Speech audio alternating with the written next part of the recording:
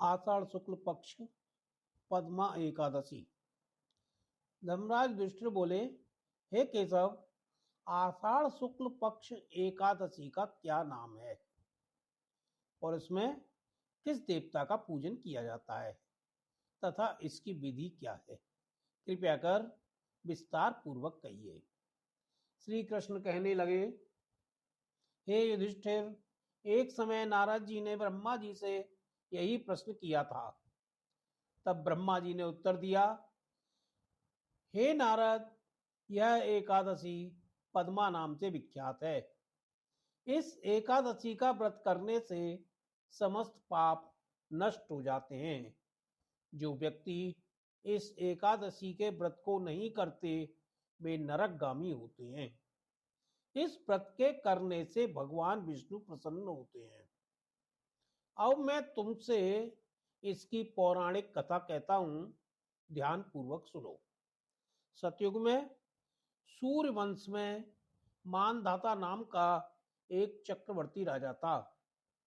वह सत्यवादी और महान प्रतापी राजा था। वह अपनी प्रजा का पुत्रवत पालन किया करता था। उसके राज्य में कभी अकाल नहीं पड़ता था। एक समय उस राजा के राज्य में 3 वर्ष तक वर्षा न होने के कारण अकाल पड़ गया। प्रजा अन्न की कमी के कारण अत्यंत दुखी हो गई। एक दिन प्रजा राजा के पास जाकर प्रार्थना करने लगी, समस्त विश्व की सृष्टि का कारण वर्षा है। वर्षा के अभाव से प्रजा मर रही है।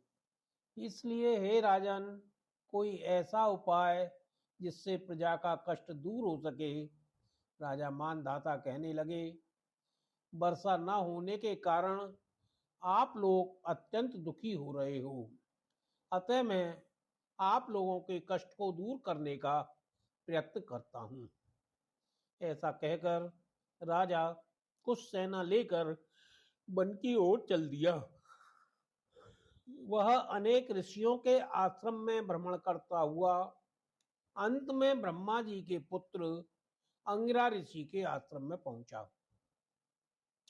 वहां राजा ने घोड़े से उतरकर अंगिरा ऋषि को प्रणाम किया। मुनि ने राजा को आशीर्वाद दिया और कुशल क्षेम पूछकर उससे आश्रम में आने का कारण पूछा। राजा ने हाथ जोड़कर विनीत भाव से कहा, हे भगवान, सब प्रकार से धर्म पालन करने पर भी मेरे राज्य में अकाल पड़ गया है। इससे प्रजा अत्यंत दुखी है। राजा के पापों के प्रभाव से ही प्रजा को कष्ट मिलता है, ऐसा शास्त्रों में लिखा है। जब मैं धर्मानुसार राज्य करता हूं तो मेरे राज्य में अकाल क्यों पड़ा?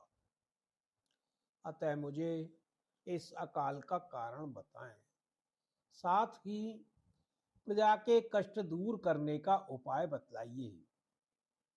इतनी बात सुनकर ऋषि कहने लगे, राजन, यह सतयुग सब युगों में उत्तम है। इसमें धर्म के चारों चरण सम्मिलित हैं, अर्थात इस युग में धर्म का पूर्ण पालन होता है। सतयुग में केवल ब्राह्मणों को ही वेद पढ़ने और तप का अधिकार है, परंतु आपके राज्य में एक शूद्र तपस्या कर रहा है। इसी दोष के कारण आपके राज्य में वर्षा नहीं हो रही है। यदि आप प्रजा का भला चाहते हैं तो उस शूद्र का वध कर दो। इस पर राजा कहने लगा कि महाराज, मैं उस निरपराध तपस्या करने वाले शूद्र को किस प्रकार मार सकता हूं? आप इस दोष से छुटकारा पाने का कोई और उपाय बताएं। तब ऋषि कहने लगे, राजन, यदि तुम अन्य उपाय जानना चाहते हो तो सुनो। आषाढ़ मास के शुक्ल पक्ष की पद्मा नाम की एकादशी का विधिवत व्रत करो। व्रत के प्रभाव से तुम्हारे राज्य में वर्षा होगी और प्रजा सुख पाएगी, क्योंकि इस एकादशी का व्रत सब सिद्धियों को देने वाला तथा समस्त उपद्रवों को दूर करने वाला है। इस एकादशी का व्रत प्रजा, सेवक तथा मंत्रियों सहित करो। मुनि के ऐसे वचन सुनकर राजा अपने नगर को वापस आया और उसने विधि पूर्वक पद्मा एकादशी का व्रत किया। उस व्रत के प्रभाव से राज्य में वर्षा हुई और प्रजा को सुख पहुंचा। अतः आषाढ़ मास की एकादशी का व्रत सभी मनुष्यों को करना चाहिए। यह व्रत इस लोक में भोग और परलोक में मुक्ति को देने वाला है। इसकी कथा को पढ़ने और सुनने से मनुष्य के समस्त पाप नष्ट हो जाते हैं। इस दिन किशमिश का सागाल लेना चाहिए।